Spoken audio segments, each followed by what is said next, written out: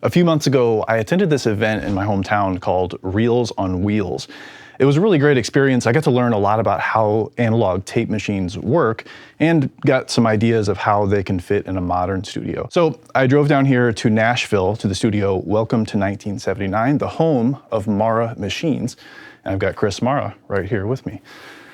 Just give people a little bit of background on what the Reels on Wheels Roadshow is and what you do with Mara Machines. Well, I'm a recording engineer. That's where I started my career and still do sessions a lot. And about 20 years ago, started restoring these analog tape machines. Since I'm a recording engineer, I like to show people how to use equipment and especially tape machines. And there's a lot of things that these things do that aren't really represented well on the internet. So we decided to take it to the people, and we book recording studios like we did in St. Louis, and we walk through the process of using a tape machine, primarily with a DAW, in different ways that have evolved since these machines were originally designed. Yeah, and that's one thing that really stuck with me at the show. It wasn't like, here's how things used to be done. Right. That's usually how tape machines are framed. Right.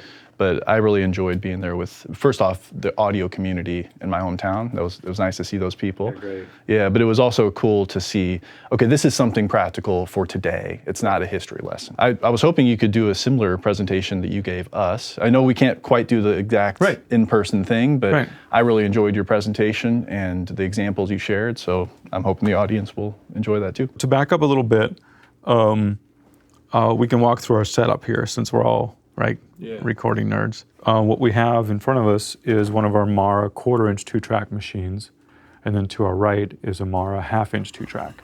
Exactly the same machine, two different formats. And those are the two most widely contested formats.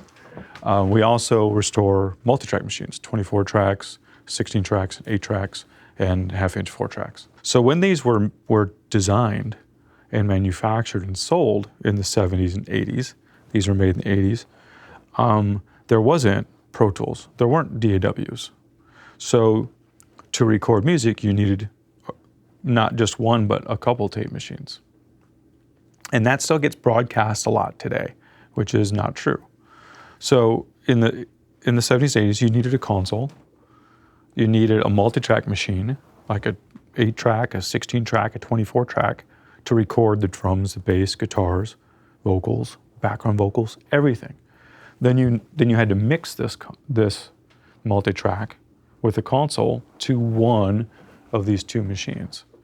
So you needed at least two machines to make a project from soup to nuts, right? We still sell those kind of things. We still sell multi-tracks to people with consoles and stereo machines to people with consoles. That's a big part of what we do.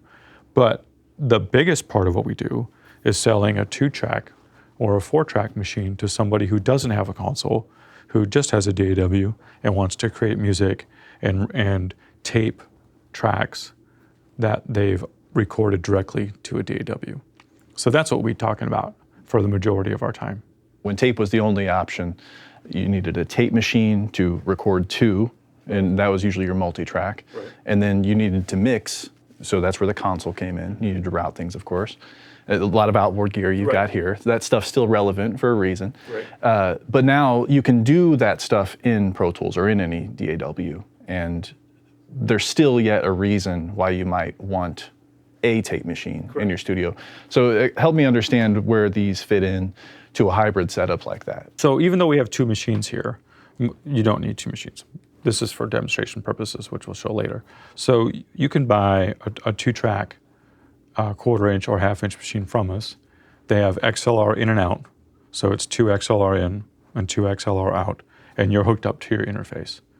And what we're going to walk through right now is I have some tracks that were recorded directly to a Pro Tools rig, and we can take these tracks and tape them and back in a loop, okay? And we're going to do this in a fun and efficient and fast way. We're not going to be talking about tape machine calibration or razor blades or azimuth or all this kind of stuff people talk about. Like, I challenge you to go to your social media and say, I'm thinking about buying a tape machine.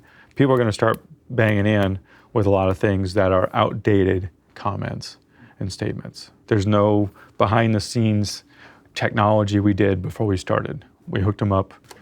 I ran a quick signal to make sure things worked.